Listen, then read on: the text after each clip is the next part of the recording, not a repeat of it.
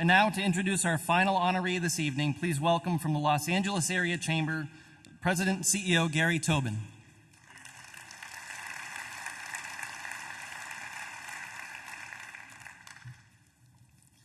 Thank you, Todd. What a great evening this is. You probably have noticed by now that the three gentlemen who are receiving Life Member Awards look very different in the photos in your awards brochure than they look up here. That shows you what happens when you no longer give a damn.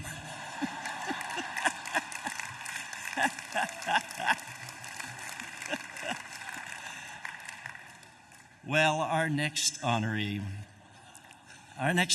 has his roots in the heartland of America, the great state of Iowa.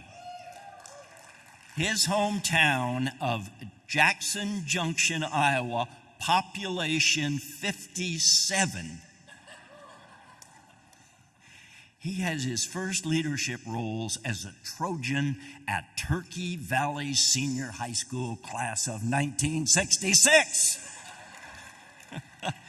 Then he went to college at Loras College, a small liberal arts university in Dubuque, Iowa, that was founded in 1839 to educate young men for the priesthood.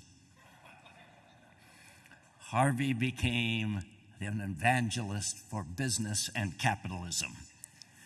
I think Mick asked me to introduce Harvey because I grew up on a farm in the neighboring state of Nebraska, and I also went to a small town high school.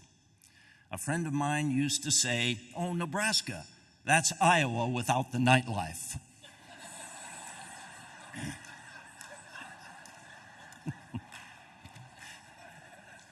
Well, I first met Harvey 40 years ago this summer at the U.S. Chambers Institute for Organizational Management at the University of Colorado. Now, during his chamber career, it began in Dubuque, Iowa.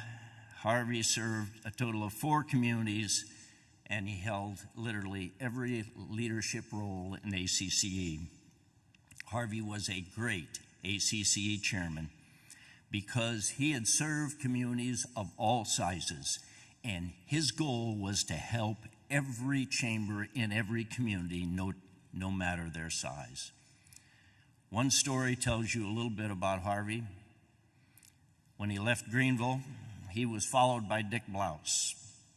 And Dick tells me when he got to his office the first day and opened his drawer, there was a note that says, "To my successor." He opened it up and it said, "Don't screw it up." Well, in Raleigh, Harvey built a great, great chamber for a growing community. They built a convention center, a National Hockey League franchise that won a Stanley Cup, regional transportation.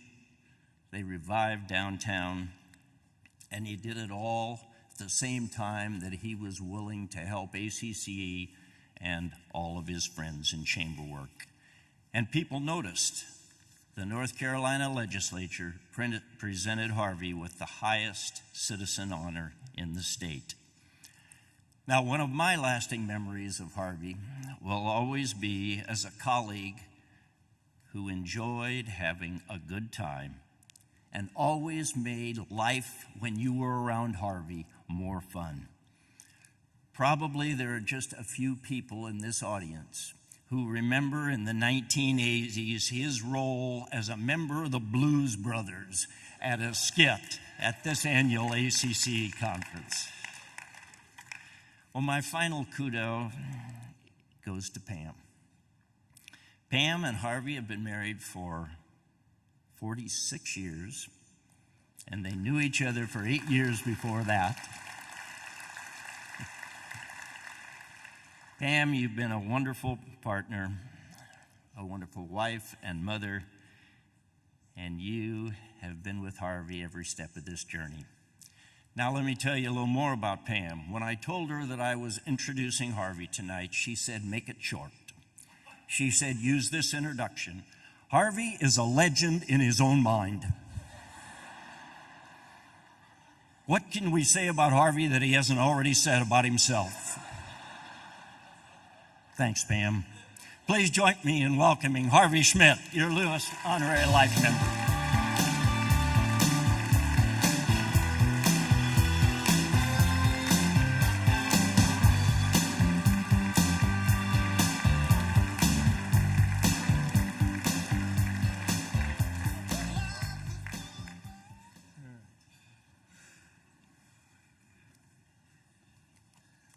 I was concerned that the crowd was going to be a lot thinner towards the back when I got up here because of how long this is taking, but it's good to see the crowd still here.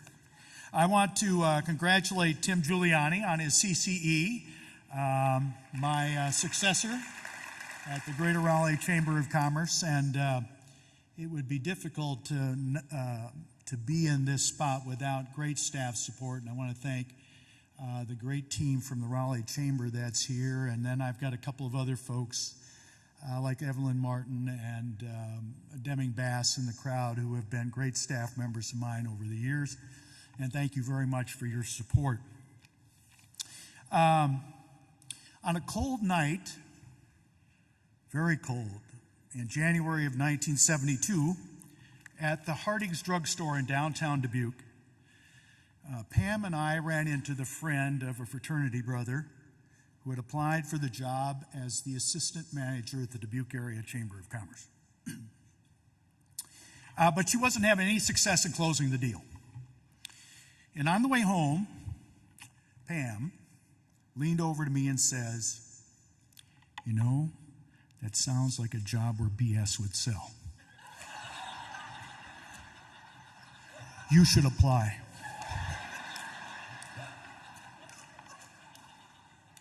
Well, I applied the next day, and as a result, I was invited to take a Strong Campbell aptitude test. The top results suggested that I should be a chamber executive or an undertaker. I believe I evidenced personal detachment in emotional environments from a very early age.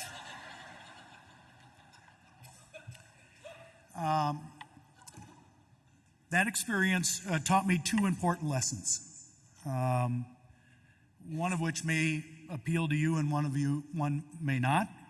But the first of it was to listen to Pam, and I have, as has been noticed, for about 54 years. The second is to be open to serendipity, a fortunate happenstance, or a pleasant surprise. So a fortunate happenstance on a cold day in January of 1972 has turned into a career spanning 5 decades and 4 states. I encourage you all to be open to those unplanned discoveries. And I want to thank Pam for encouraging me over those 54 years. As has been mentioned, the time-consuming nature of this business is not understated, and it meant less time with her and less time with the family, but she's always been rock-solid support. Thank you.